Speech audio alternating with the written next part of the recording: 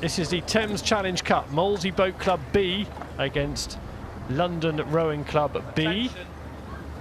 Under the starters' orders, off they go then. 2,112 metres of water opening up in front of them. Just watching very carefully Molesey Boat Club B, who have come quite central. In fact, both boats have moved into mid-water. The umpire keeping a close eye on it. I think the boats have just about behaved themselves, just about steered accurately. It was a little bit close for comfort, but the umpire didn't have to intervene. And when you're close like that and you can feel that your steering isn't quite right, it can be tough to, as an athlete, for that to knock you out of your rhythm. So these crews will have talked before about having a gathering point, having a moment where they come back together again. Maybe that's the finish, and locking onto rhythm and going again when they have a little bit of a bobble. So Molesey Boat Club in the yellow boat at the top of the picture, forging an early lead. You see there Annie Stevens, the cox in the London boat, urging her crew to try and get back into it. Molesey Boat Club there, bowman Jamie Leopard,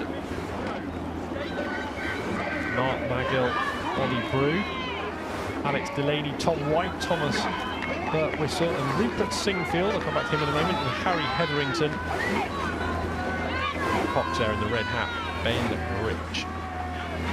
Rupert Singfield, his 6th Henley Royal Regatta, so by far the most experienced oarsman of the rowers on the water right now.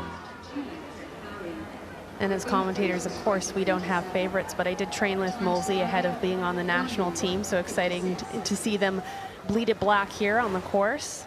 So now the job is to stay relaxed, stay controlled, head in the game. Just because you have a lead right now doesn't mean anything, and get laser focused into what your cox is saying. Yeah, we don't have favourites, but over the last half hour I've got the distinct impression you're supporting Molesey and anything Canadian.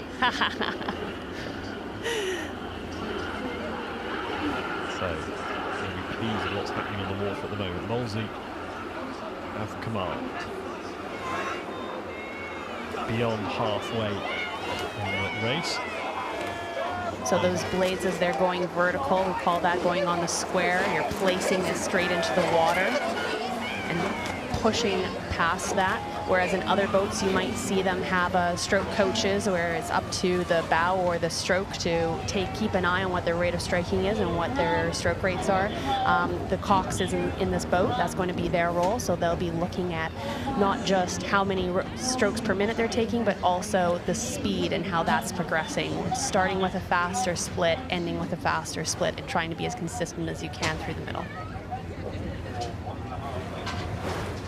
Close up of the blades. That little splash of water on the back is what we call a V-splash or a back splash. That's what you're looking for. It means that you put the blade in perfectly vertical rather than rowing it in and missing water. Those blades being 4 meters long, you want to place it as far back as you possibly can, kind of like a stride length as a runner, and get as much run on the boat as you possibly can.